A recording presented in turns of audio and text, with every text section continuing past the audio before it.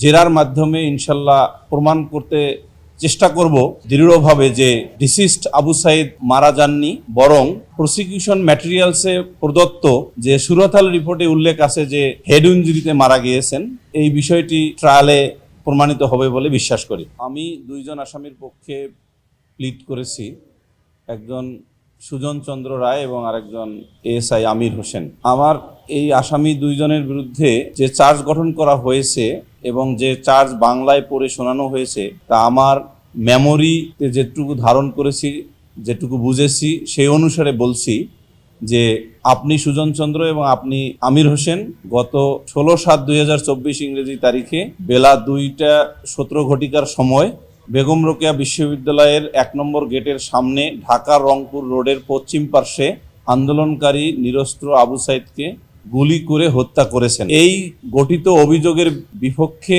আসামিদ্বয় তাদের নির্দোষিতা প্রকাশ করেছেন এবং বলেছেন যে তারা ন্যায় বিচারের স্বার্থে বিচার ক্লেম করেন এবং এই চার্জের পক্ষে প্রসিকিউশন যে সাক্ষ্য উপস্থাপন করবেন আগামী নির্ধারিত 27/8/2025 ইংরেজি তারিখে, তার বিপক্ষে আসামিদ্বয়ের পক্ষে জেরার মাধ্যমে ইনশাল্লাহ প্রমাণ করতে চেষ্টা করব দৃঢ়ভাবে যে ডিসিস্ট আবু সাইদ মারা যাননি, বরং প্রসিকিউশন ম্যাটেরিয়ালসে প্রদত্ত যে সুরতাল রিপোর্টে উল্লেখ আছে যে হেড ইনজুরিতে মারা গিয়েছেন, এই বিষয়টি ট্রায়ালে প্রমাণিত হবে বলে বিশ্বাস করি। এই হেড ইনজুরিটা এই গুলিবর্ষণের আগে দেখবেন যে আল জাজিরাতে একটা ভিডিও প্রকাশ হয়েছে, সেখানে 5 জন পুলিশ তাকে আহত করেছেন বা জখম করেছেন। যে সেই 5 জনে আমার এই 2 জন পুলিশ আসামি নেই, আমি এটুকু বলতে পারি। পোস্টমর্টম যে ডাক্তার সই করেছেন, ডাক্তার তিনি তো বলেছেন যে তাকে সৃষ্টি করে এটা হ্যাঁ, আপনি ঠিকই বলেছেন। পোস্টমর্টম রিপোর্টে কিন্তু দুটো বিষয় উল্লেখ আছে। একটা হলো অ্যাবাভ মেনশন ইনজুরিজ।